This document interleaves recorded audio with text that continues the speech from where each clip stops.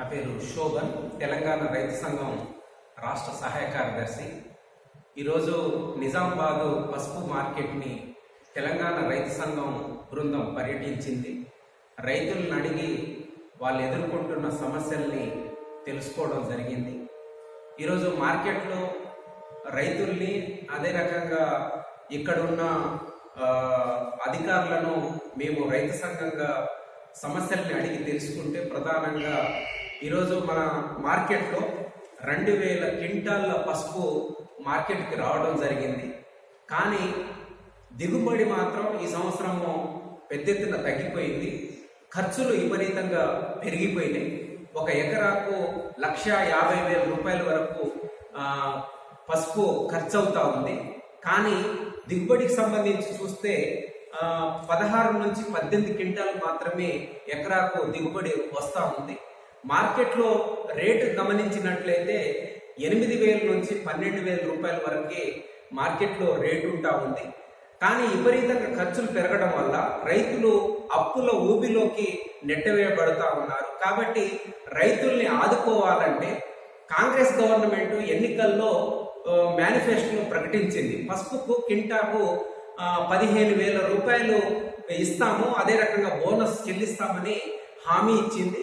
కానీ ఆ హామీ మార్కెట్లో చూసినట్లయితే అమలు కావట్లేదు. మేము తెలంగాణ రైతు సంఘంగా ప్రభుత్వాన్ని అడిగేది ఏంటంటే, ఎన్నికల్లో ఏదైతే క్వింటాలకు 15,000 రూపాయలు ఇస్తామని ఏదైతే హామీ ఇచ్చారో ఆ హామీని తక్షణం అమలు చేయాలని మేము కోరుతా ఉన్నాం. ఈ మార్కెట్లో సంబంధించి చూసినట్లయితే ప్రైవేట్ అర్తిదారులు, బయట వాళ్ళు కొంటా ఉన్నారు. మరి గవర్నమెంట్ సంస్థలు ఉన్నాయి, మార్క్ఫెడ్ ఉంది, అదే రకంగా హాకా ఉంది, ఇట్లాంటి సంస్థలు ఉన్నాయి.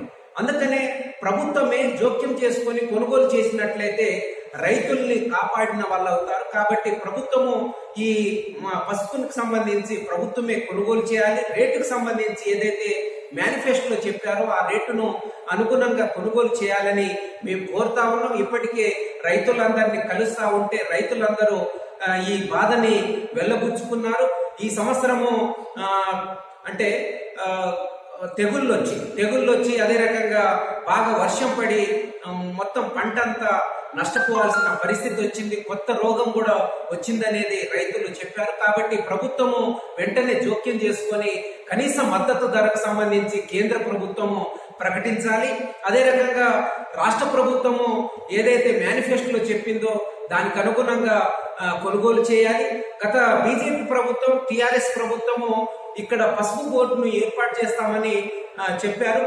మన ప్రధానమంత్రి గారు కూడా పసుపు బోర్డు మంజూరు చేసినట్లు గతసారి ప్రకటించారు. ఇప్పుడు లోక్సభ ఎలక్షన్స్ రాబోతా ఉన్నాయి కాబట్టి ఇక్కడ చూసినట్లయితే పసుపు బోర్డు అనేది లేదు. కాబట్టి ఈ పసుపు బోర్డు ఆలోచన కూడా ప్రభుత్వం వెంటనే ఏర్పాటు చేయాలని మేము తెలంగాణ రైతు సంఘంగా ప్రభుత్వాన్ని డిమాండ్ చేస్తున్నాం. లేకపోతే రైతుల్ని కూడగట్టి ఆందోళన పోరాటాల్ని తీవ్రతరం చేస్తామని ప్రభుత్వాన్ని హెచ్చరిస్తున్నాం.